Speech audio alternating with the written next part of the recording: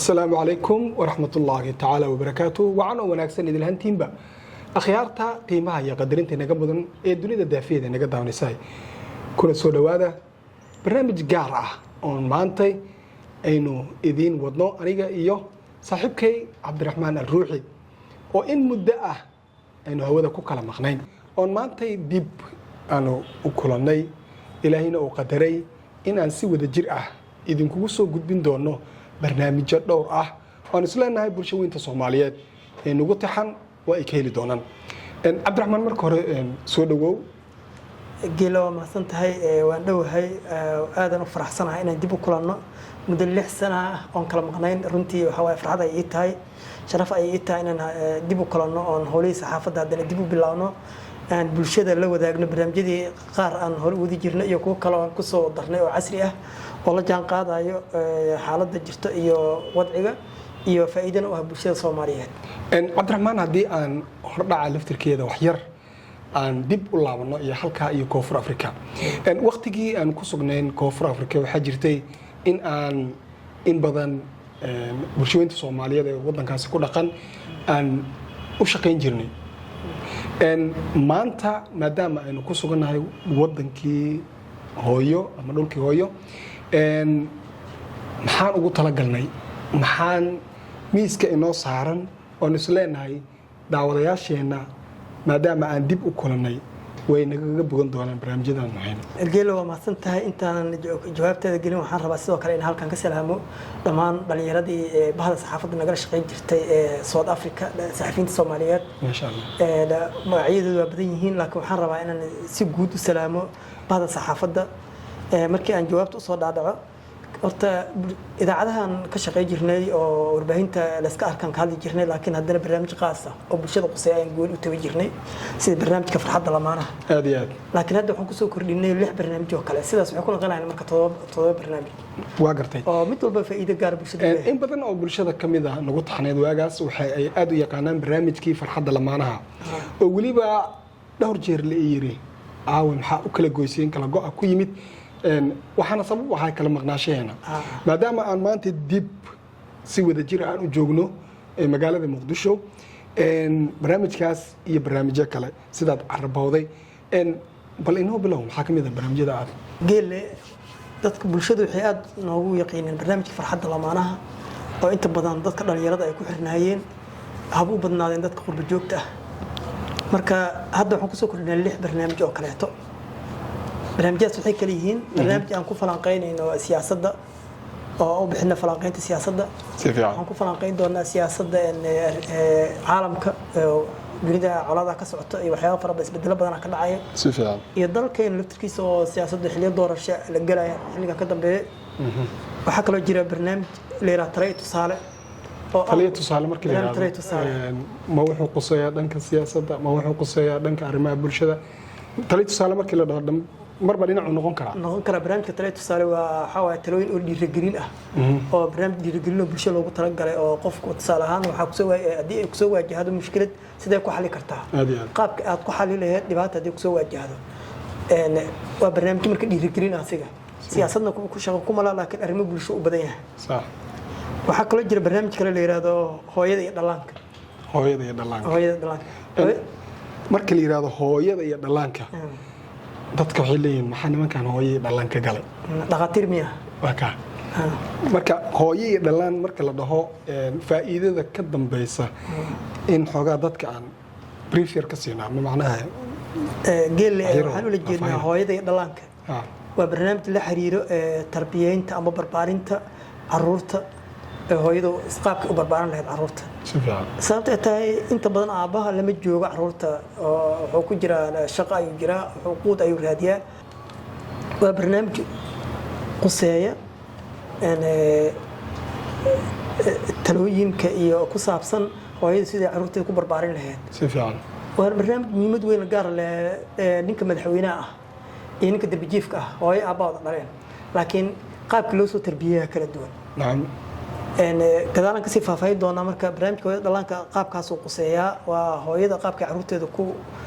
barbaarin lahayd ku tarbiyeyn lahayd barnaamij kale oo jira oo la yiraahdo afka hooyo waa hodan afka hooyo waa hodan si fiican afka hooyo waa hodan maxaa loola jeedaa af Soomaaligu waa hodan hadii la yiraahdo qofkan waa qani amba waa taajir amba hodan hadii la yiraahdo macnaa afkaynu waa af ballaaran oo ereyo badan leh oo dhaqano badan wato oo suugaan iyo wax intaas oo dhimirtiyo dhan la wato waa aad ballaaran marka waxa laga yaabaa marka qaarkood in aad aragto dad Soomaali ah hadana marka qaarkood ereyada isku gafsan ha ereyada lagu kala duwan yahay oo qolaba si u taqaano ereyada dhowr macno laha jira erey qolaba si u taqaana jira marka barnaamij ballaaran waa hal erey waxa la todoba macno inuu yeesho laga yaabaa laakiin qofka uu yaqaan deegaankiisa hal macno u yaqaan laakiin todoba macno loo yaqaan marka Soomaaligu wax dadku waxay malayaan luqad yar ma aha luqad facaweyn waxaan la dhihi karaa waa luqadaha adduunka la tartami kartaa sida Faransiiska, Ingiriiska, Carabiga ay la tartami kartaa waa luqad meelaha qaar xataa uga ballaaran luqadaha kale marka barbar dhigtid marka barnaamijka gudaha galnaan ayana aan arki doonaa dadku say had u haystaan si ka ballaaran u sharci doonaa oo luqad Soomaaliga waxay leedahay naxwo iyo sarfi amba aftahamo wax la yiraahdo oo balaaqada af Carabiga lagu yiraahdo iyo wax la yiraahdo sarfi oo la yiraahdo era tarmin marka iyo qaabka u shaqeyso wax dhan arki doonaa marka dad baan la dhihi doona Soomaaligu sidaan mu ahaa Cabdiraxmaan warqadan halkan hortaada taalo hadii la yiraahdo caawa faaleyn iyo tusaaleyn laga bixinaa waxaan filayaa in ayba waqtiga uu nagu dheeraan doono balsi wad maxaa xiga waxa la yiraahdo faaqidaada iyo erafurka fanka barnaamijkan waxa la yiraahdo faaqidaada iyo erafurka fanka faaqidaad horta wax la falanqeynayo waa si fiican amba la taxliilinayo amba la analyze gareynayo sax marka erey furna waxa la yiraahdaa erey Soomaalidu waxay u taqaanaa marka iskuulada dhiganayna luqadaha ku baranayna new words ay dhahaan Ingiriiska ereyada cusub marka ereyadaas cusub macnahooda lagu sheegaa sax Carabigana macaanul kalimaad ay dhahaan si fiican ereyga iyo macnihiis marka erey furka fanka waxaan ugu talagalnay gabay amba heesan soo qaadanaynaa waxa laga yaabaa heestan inay macno badan ku fadhiso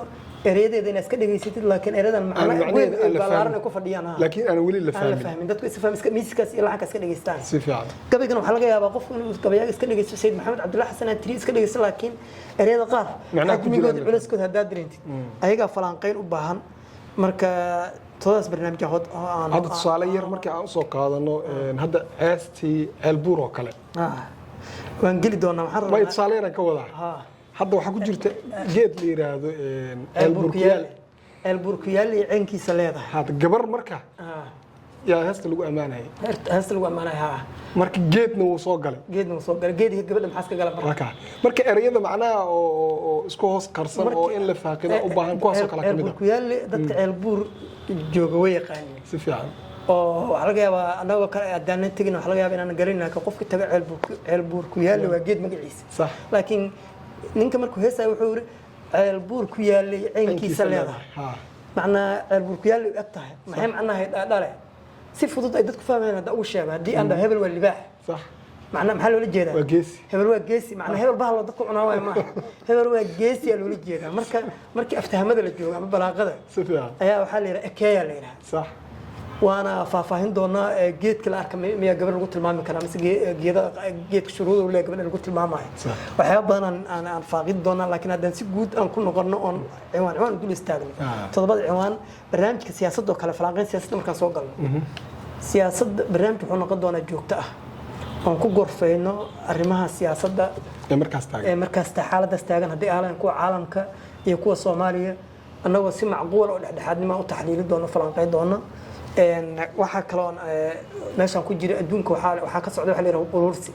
صح dawlad walba maanta caalamka huway samaysanaysaa ama huway gadanaysaa adduunka wuxuu qarku u saaran yahay dagaal daqiiqad walba waxa dhici kara dagaal la waaweyn oo qarxi kara sida ay dhigay dhacdo dagaalka Israa'iil iyo Iiraan oo kale si fiican sidaas daraadeed waa in dhaqdhaqaaqyada iyo arrimahaas gaashaan dhigan ku falanqeyn doonaa barnaamijkaas wuxuu qadana marka ballaaran oo marka qaar qaada habeen maalin ugu qaada kara haday dagaal joogta bilowdaan oo kaleeto update waxa loo baahay update waxa laga yaabaa inaan 10 mar soo galno oo dadka la socodsiino marka barnaamijkaas barnaamij ballaaran marka doorashooyinka la gaaro kaleeto wadankeena oo kaleeto oo waliba aad loogu sii dhawaado xamaasada iyo propagandada iyo badanayso marka inaan si miirqaba u taxliilino oon arrimahaas oo kale u korfayno dhinaca janjeerin oo xaqaa'iq ku qorto marka barnaamijkaas sidaas uu noqon doonaa barnaamijka farxadda lamaanaha aad u jecleed iyo adiga asxaab kaleeto qurba joog ah barnaamijkan wuxuu quseeyaa dadka da'doodu u dhaxayso 15 jir ilaa iyo 70 jir qofku mar hadduu soo qaangaaro barnaamijkan waa quseeyaa yaryarka shaqo kuma laha yaryarka wixii waa caruur weli laakiin marka qofku 15 sano gaaro hami guuraa galaya inkastoo uusan dhaqso guursan karin haddana gaaraan ragga laakiin dumarka qaar 15 sano ku guursada gobollada qaar loo badan yahay marka arrimahaas ayuu noqon doonaa wuxuu ka sheekeynayaa qofku talooyin waxaan bixinaynaa oo qofku toosa guursan kara marka uu guursado inta wada joogaan oo kaleeto sida qof kasta oo qaangaar ah barnaamij qusay xiiso badan waa hadda ka horaan muddo wadnay aad lagu riyaaqay xaqiiq marka kala hadla qaybtaas in badan dadka aad bay ugu riyaaqeen waliba su'aalaha ugu badan ee ugu soo laalaabtay waxay ahayd waqti noo sheeg waqti noo sheeg barnaamijka dib loo bilaabo insha Allah marka maanta waxaan ku faraxsanahay in waqtigiisii uu taagan yahay ama la joogaba haddii ilaahay uu idmo qaybo badanna wuu taabanayo oo waliba ilaa 7 qayb miyaa ma aqaan inaan hore u tibinaan jeclahay dib baan ugu noqon doonaa qaybtii joogtana waa kasii wadi doonaa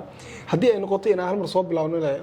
samayn karnaa laakiin waxaan ka jeclahay maadaama dadkii qaybihii hore ee update ka yihiin ay ka warhayaan in qaybta dambe iyo meesha ay ka bilaabanaysay halkay joogtay iyo waxaan xasuustaa qayb ka mid ahayd oo xulashada dumarka xulashada ragga iyo qaybo kale oo aad u xiiso badnaa waliba qayb waxaa jirtay ahayd qodobo ragga dila iyo qodobo dumarka dila intaasoo shay haddaad ku aragto ka carar intaas shay haddaad ku aragto ka carar macnaha maadaama horey qaybtaas u sii iclaaminay dadkii waxa qasbay in la yiraahdo war aawe barnaamijkii aawe yaa waxay ahayd in dhanka raggana ay ogaadaan sirta ka dambeyso iyo waxyaabaha xulashada ugu muhiimsan intaan ku xulo intaana uga leexo marka maadaama labadii dhinacba aanu taabanay oo niri qaybtaana dumarka qaybtaana ragga qof walba wuxuu higsigiisa yahay ama hamigiisu ahaa in uu ogaado habka uu wax isaga ilaalin karo iyo habka uu ku dooran karo waa mahadsantahay geelow si kooban haddaan u sharxo horta barnaamijka wuxuu noqon sanado badan oo socod doona haddii lahayd ama intaan noolnahay oo soo joogno oo socod doona haddii lahayd mawduucan maalin soo qaadana arrin aan maalin ka hadalna maalin dambe kusoo laabamayno hor u soco horaa loo soconaa midkaan ka hadalnay qofkii barahayna bulshada dib ugu laabanaya bartaas kala socdo maxaan alla keena mawduuc cusub aan keenaynaa oo aan qusaynin kii hore mid walbana waa qodobaynaynaa intaasoo qodob aan ka dhigaynaa amba 10 qodob amba 5 qodob amba 15 qodob si qofka ay ugu fududaato inuu wixii uu qaban karo xifdi karo oo maskaxda ku qaban karo marba shaygan haddii inta la duubay lagu soo gudbiyey wax mar labaad dib loogu soo noqdo meesha ma ku yaalaan ma yaalaan qofka sidiisaba wuu dhaafi karaa laakiin maanta waayadii hore waxay ahaan jireen dhageysi kaliya ama idaacad laga dhageysto ama maanta waxa weeye marka wixii weel adig shay kugu jiro kale oo waqtigaad rabto inta u tagto aad raadsanayso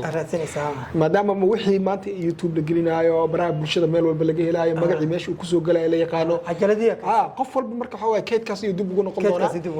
wixii ku dhaafay way ku dhaafeen barnaamijkaas marka wuxuu noqon doonaa barnaamij taxana ah dib aan u soo bilaabi doonaa wax ku seega ma jiraan hadda ka bilaabaya wax walba qof kasto aad u xiiseynayana aqaartu asli joogta barnaamijkan waa bilaabanaya zero aan ka bilaabaynaa marka barnaamij bulshada nagala socod doontiin YouTube iyo Facebook hadii la idmo barnaamijka kale marka wuxuu noqon doonaa talo iyo tusaale horta bini aadamka dhan waa talo ku nool sax wax kasta waxa u baahan tahay mawduuc kasta oo aad galaysid waxa u baahan tahay talo haddaad shaqo inaad gashid oo bala talo u baahan tahay shaqaad bilaabay talo u baahan tahay waxbarashada bilaabay talo u baahan tahay guur rabtaa talo u baahan tahay maadaama barnaamijkan talo iyo tusaale aanu bixinay taladii lagu siinaa tusaalooyin waa laga siinaa sax taladii tusaaladii isla socdo waa qofka marka mawduuc kasto maalinkaas aan ka hadalno qof uu quseeyaa barnaamij kastana waa barnaamij aan ku soo qaadana barnaamijka talay tusaalana waa barnaamij dhiirigelin leh oo xiiso leh oo dadkuna aad u jeclaysan doonaan tusaale waxaan ku bilaabi doonaa mushkilada haddii kusoo waajahdo adduunyada barbaleen socdo waay caqabada kama dhamaato challengeska adduunka mar walba waa joogto صح adiga kaliya maahan waxaa doonta ah amba yaraa amba weynaaw amba duq ah amba da'ahaw amba curyaan ah amba lixaadaada lahaw mar walba challenge qof walba asiga culays ugu filan haysto culays caqabadan say ku xalinaya marka toddoba tallaabo oo qofka looga baahan yahay inuu qaado markii mushkilad soo waajahdo ayaa barnaamijkaas ku bilaabi rabnaaba dadku ayaga markii barnaamijkaas dhageystaan sida loo xaliyo haddii mushkilad ku soo waajahdo saxlaysan doona dhibaatooyinkii soo wajaha markaas qof walba asaa barnaamijyada dambe suga mar walba naga dalba doona hala soo daa barnaamijka saa dhigi doona haddii hal marka su'aal barnaamijyadan maadaama ay arrimaha bulshada ay quseeyaan ma laga yaabaa inuu yeesho in lagu casuumo dadka qaar ma waa imaan doontaa inaan bulsho qaar su'aalo la weydiiyaan ay toos live u imaadaan stuudiyaha waxaa kaloo imaan doonto in dadka qaar ay su'aalo noo soo qoraan in ugu jawaabno barayna bulshada haddii su'aalo noogu soo qoraan waa ugu jawaabaynaa qof wax laga yaabaa caqabad haysta wuxuu leeyahay barnaamijka talaha laga siiyo gabar ambuila waxay ku dhihi kartaa guul aan u baahanahay maxaa ula tali lahayd laakiin taladu mar walba waxay ku qotontaa qofka su'aasha qaabka u dhigay Soomaalidu waxay tiraahdaa wadaadkii loo su'aal xumeeyay mas'alo xumeeyay waa jawaab xumeeya haddii aad tiraahdo adoo rabto inuu kugu jawaabo wadaadka aragti haddii aad si qaldan wax ugu sheegto adina jawaab qaldan ku siina ilaa adaa marka hore meesha la rabtid moogtahay laakiin haddaad xaqiiqda u sheegto waxa aan ka qarin asigana si dhab ah kugu jawaaba marka qofku su'aasha inoo soo qorto oo qaabka wax u haystaan marka inoo sheegto qaabka wax rabta ma aha qaabka wax rabta anaga u sheegayn laakiin qaabka ugu dhaceen u jiraan inoo soo sheegay qoraal waaye inaga marka jawaabta ku habboonaan siinayna mana ahan wax iska sheeka aan curinayne waa cilmi baarisyo la sameeyay iyo daraasaad oo diiwaan gashan waaye oo luqada international ku qoran si fiican waxaan anaga iska hindisayna waxayna la tahay maahan waxay ila tahay qof kale hadii u tagto waxay ila tahay u qori kartaa sax waaye waa tahay cabdiraxmaan aad baad u mahadsantahay sida aad noogu faahfaahisay qaybahaasi hore bal maxaa inoo xiga waxaa noo xiga barnaamij la yidhaahdo hooyada iyo dhallaanka hooyada iyo dhallaanka wuxuu quseeyaa barbaarinta iyo tarbiyaynta caruurta ee hooyada ay u sameynayso aabuna qayb uu ku leeyahay laakiin qaybta ugu weyn hooyada maadaama inta saacadaha badan ay la joogto inta badan waxaa la yidhaha afka hooyo la dhahaa sax luuqad walbana saasay ku tahay maxaa loo leeyahay afka hooyo iyada gacnaweynta iyada barbaarinta iyo gacanta ku hayso caruurtu waxay afka ka bartaan iyo dhaqanka iyo wax walba hooyadu waxay sameynayaan sax af Soomaaliga ay ka baranayaan hab dhaqanka ay ka baranayaan marka tarbiyad ugu badan caruurta hooyada siiso barnaamijkan waxa laga yaabaa dadku inay yareystaan laakiin ma yara tusaale kooban aan soo qaadanaynaa geelo waxa laga yaabaa xaafad aad jeceshahay ayaa rabtaa inaad boos ka gadato marka ugu horeysa waxaad fiirinaya waxa waaye dadka deriskaaga qaabkee waay haddii qoyska kugu dhegan ilmo dhib badan ay dhaleen oo imtixaan oo islaanta ay tahay islaan dhib badan meesha degan derisku tureynayaan oo barbaleem joogto ay tahay booska si kastood u rabtay xataa raqiisda ku hesho mar baa leedahay ilmo ku harsi kartid sax waay meel buuq iyo tuuriyo iyo dagaal ka taagan yahay xaafadda ka tagta caawa dagaal qof la dakhray cunug la dakhray islaamiyi isku booday buuq iyo dagaal ku jirta maxaa u sabab marka waxaan tarbiyada waa caruurtan qaabka loo tarbiyeeyo waa caruurtu waxay sameynayaan waxay dadka barteen oo xataa iskuulka marka la joogo caruurtu waa kala adaab badan yihiin waa guriga kala yimid waxaan tarbiyada guriga waa sax dugsi quraanka markay joogaan waa la mid marka barnaamijkan waa barnaamij aad muhiim u ah caruurtana tarbiyadooda iyo dhaqankooda la xiriira marka caruurtu waxa la yiraahdaa waa geed baxa oo kaleeto geedku markuu yar yahay guri walba hadda horumarto waxa ku horyaal geedkaas markuu yar yahay waxa la sameeyaa waa la isku celiyaa waa la habeeyaa waa la nidaamiyaa waxa la brit in la harsado caruurta marka arkaysid waa qaabka loo soo tarbiyeeyo saasoo kale loo soo toosiyo sax markaas mustaqbalka lagu intifaaca caruurta haddii kale iska korisid caruurtii aysan la tarbiyeyn waxay noqonayaan geedkaas kala qalloocdo kale noqonayaan marka barnaamijkan barnaamij waalidiinta aad muhiim u ah hooyo kasta iyo aabo kasta inay dhageystaan oo muhiim ah waxaan ku xiji doonaa barnaamijka hidaha iyo dhaqanka barnaamijka hidaha iyo dhaqanka waxaan ku soo qaadan doonaa murti iyo maahmaah iyo xigmado oo aan fasiri doono maahmaha marka la sheego waxa laga yaabaa in qofku si u qaato sax maahmaha saddex leeyahay jirto maxay ka hadle saddex saas lama yeelo markii la yiraahdo maxaa macno badan oo qoto dheer meeshaas ku jira صح marka murtida iyo mahmaada iyo madaalada iyo waxyaabo badan oo xikmado badan iyo sheekooyin oo xikmad leh iyo ayaan ku soo qaadan doonaa barnaamij aad muhiim ah oo qofka dhisaayo afkiisa dhisaayo dhaqankiisa dhisaayo luqadiisa dhisaayo Soomaalinimadiisa dhisaayo barnaamij marka aad u qurux badan صح marka waxaan ku xijinaynaa barnaamijka afka hooyo waa hodan barnaamijka afka hooyo waa hodan ay badan waxaa jira si qaldan loo isticmaalo xataa صح ama qofba dhibaatada ugu weyn hadan haysta waxay tahay erey si qaldan loo isticmaalo waxa lagu dhahaa hadal waa margo kale hadal eraya oo la jeediyay kala jir laakiin waxa jira marka wax qoraysto tusaale ahaan mar kasta waxa Soomaalida qofka tirada qaamuus Soomaaliya ma jiro oo kula yaabaaba waxa jira aniga hadii gurigeyga yaalo ilaa iyo 3 qaamuus oo weyn afka Soomaaliga bis leh ku qoran صح mid waa qaamuuska ugu horeeyay 77 soo baxay mid waxa waaye 2012 soo baxay midna 2013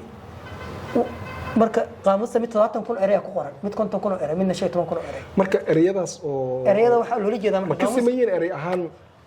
qaamuus waa qaamuus laakiin waxa loogu talagalay qaamuus luqadda doonta ku qoraado marka waxa qoraysid ereyga adiga saa u maleeyahay ma aha inuu ka macno duwanaa kara marar badan sidee qofka qoraalkiisa soo qoraa wala yaabay waa fahmi weyni isaga marka ereyadan uu qoraayo si kale ka aaminsan waxa loogu talagalay marka qofka marka ereyga ka shakiso inaad qaamuuska aado qaamuuska marka soo qaadatid wuxuu ka saxay ereygan macnaha rasmiga ah oo leeyahay inta macno leeyahay inta loo isticmaalo karo salaana dan soo qaato nina maalin wuxuu soo qoray ereyga la yiraahdo meelaha badan tago maanta waxa la sameeyay hadima sharafeed hadima sharafeed wuxuu maqla marka asiga harimo ay dadka qaar koonfurtana ra'waay hadimo amba harimo waxa waaye qado Carabi ah Soomaalidu way goor ma qadi jirin dad xoolo leeyahay ama dad beerley laakiin raashinka la cuno marka xilliga duhurka la joogo waqtiga oraxda kulusha ayaa dhihi jiray harimo صح si marka limo hadimo aba harimo macnaha waa waqtiga hargalka ayaa la cunaa oo oraxda kulusha ayaa la cunaa raashinkaas oo dhaaba ereyga laakiin qado reer magaalnimada iyo baxnimada la socda ee magaalada صح oo ma wada qadi jirin dadka aroorta xoolooda la sijiraan ama beer ay jireen caawa hadana waxa cuni jiray aroortina waxa la cuni jiray صح marka qof wuxuu leeyahay qada sharafeed oo dhiilahay marka waxa ta arka maamul goboleed weyn oo xaflad dhiganayo oo maanta waxa loo sameeyay madax noo timid hadima sharafeed ereyga hadima marka waxa waa saddex macno leeyahay waa lugooyo marna wuxuu noqdaa wad amba geeri صح marka adigu yiri qofkii geeri sharafeed uu sameeyo waa أصلاً وحول الجدا قال شرف الجدا مركب والأسبوع الرسمي أمر أريد بدن القلب استعمال كل القلب أنا ربنا إلى صحنا وضد بدن إلي ورأني سيدا أنا أسبوع الجري أيام نصيح دونا إن شاء الله وحياة الوكر دوينها كفر يوقوي هذه أو كفر يوقوي أري أصلاً أنا كجت قناة سكر لوية قاني هذه مركب بدين أريد أصلاً من ميدان الشرح دونا سي مركب قفل وقعدوا deegaankiisa eraygaas uu yaqaan xagga la sida loo weeyo si uu barto ama uga faa'iideysto salaana ku soo qaadanayna iska dhal sax iska dhal anaga waxaan noqonaa koonfur Soomaaliya iska dhal waxa loo yaqaanaa qof oo laba hal qabiil iska dhal hal qabiil amba hal qoys dad qaraabo iska dhaleen haddana waxa dad kale waxay u yaqaaneen dadka muwaladka dhahan صح wiil Yamani ah hooyo Yamani ah iyo aabba Soomaali iska dhaleen amba hooyo Ethiopiana iyo aabba Soomaali ah si fiican iska dhalay ay u yaqaaneen dadka qaar hebel iska dhalay wala meesha anaga muwaladka carab eraygaas ka isticmaal صح marka iska dhalka xataa si looma yaqaan adina waxa u jeedaa marka ay kuwaas u adeegsanayaan erayga iska dhalay u adeegsanayaan macnaha keenay muxuu yahay annaga koonfurta saas oo naqaan laakiin erayga lagu sheegay waxa waaye hadda si loo isticmaalo loo qaato salahan hadan ku yiraahdo geel hadda adigu yiraahdo Soomaaliya erayga geelan ka soo qaadanay salahan saan bulshada u fahansiin صح geel leh waa ninka geel lahay waa aan loo jeedaa صح okay erayga le waxa la socdo marka leh waa marka hantiile haddaan dhahno qof hantiile waa maal qabeen ah si fiican laakiin haddaan dhahno dhagoole وهذه الحوار الرسمي قال هذا واحد قف كده جهل هاي واحد صح لكن وحلو اللي جيدا قف عند جهل هنا اللي جيدا جهل ولا اللي جيدا erey marka waxaa jira ereyada waxaa dhahaa luqad walbana leedahay صح common mistakes wax la yiraahdo amba aqdaa shaa'ic ah waa qaladaad baahay oo luqadda sidoo loo aqbalay صح marka waxaa kamid ah dhagoole iyo geele hadii naxw ahaan leeyahay isku mid haddana laba macno kala faa'iideynayaan haddaan ku raa geel haddaan iraahdo ninka inuu geel leeyahay macquula geel haddaan qofan geel leeyahay dhib laawa aan dhahay waa qof aan dhib lahayn waa صح haddaan la dhib leeyahay haddaan iraahdo ka war waa qof dhib la waa dadka umada dhiba waa صح marka waxa la mid tahay dhagoole daboole alla mid qof aan bari lahayn oo kaleeto ay wax la daboole waa loo qarinaa marka waxa ereyada iimaha dhan ku saabsan صح oo bini aadamka Soomaalidu dhan qof kasto in lugay ala leeyahay kii lugta hay waa loo jeedaa صح daboole indhool alla mid amoole leehdaas raacsan waxa loo qarinaa marka waa afgobaadnimo ku jirto mujaamala meesha ku jirto qalbiga waxa dhowra qofka qalbigiisa la dhowra sida daraaddeed marka inuu wixii leeyahay laga soo qaadaa kii indhalaawe dhagalaawe meesha laga dhigi lahaa ma la dhahay dhagoole indhoole la leeyahay mana laha wixii marka waxyaabo badan oo sidaas oo kaleeta oo luqadda aad qoto dheer aan ku soo qaadi doonaa insha Allah afkooda waa hodan barnaamij qodob kaleeto oo ugu dambeeya waxa waaye faaqidaada iyo erafurka fanka faaqidaada horta waa gorfayn amba taxliilin amba falanqayn faalayn sida u taqaanid wixii la kala dhigo waa erey furna waxa way erey oo erey la fahmo erey kala lagu macno marka waxa tir afmaayo kaleeto waxay dhahan hadii la yiraahdo ishaga dadtira cun way ma ku yahay marka erey furkiisa waxa marka afmaayo ku fasiro erey furkiisa waa cun erey fur hadaan qash erey kala lagu fasiraa waa marka erey furka maxaan u soo qaadanay heesta waxaan ka eegaynaa tusaale hees amba gabayaan soo qaadanaynaa صح gabaygan qaabku ku yimiday hilinka uu leeyahay gabaygan gabay oo gubaabo amiya marka dad la dagaal galiyahay gabayga loo qaada muxuu noqonaa dadka la gubaabina in dagaal galaan waa dhiirigelin kicin dadka lagu kicinayo waa hilinkiisa marka waa gubaabin صح gabaya ataa waxaa rabtaa qof rabtaa inaad ninka la yiraahdo xoola ka qaadato qofkii waa amaanay marka hilinku ku socod amaan waay marka si fiican waxa kale oo aad sameyn kartaa gabadha rabtaa inaad shukaansato gabaygaad ku amaanay gabadh markan amaan waay hadana صح marka ilaa 18 gobol 18 hilin oo maansadu martaa jirto mid marka hilin kasto iyo ay maansadu mar amba heeskan hilinkooda heeskan waa daadis salahan si fiican qofku jecel diidan tahay asad rabtaa hees daadis waa min calaacal waay oo adiga calaacal marka hilinada kamid tahay heesa badan waxaa jiro daadis marka hilinka heeska tusaale waxaan soo qaadan doonaa silsilada qaybtii ragga marka la leeyahay dumarkii leeyahay haween waayimay hore u soco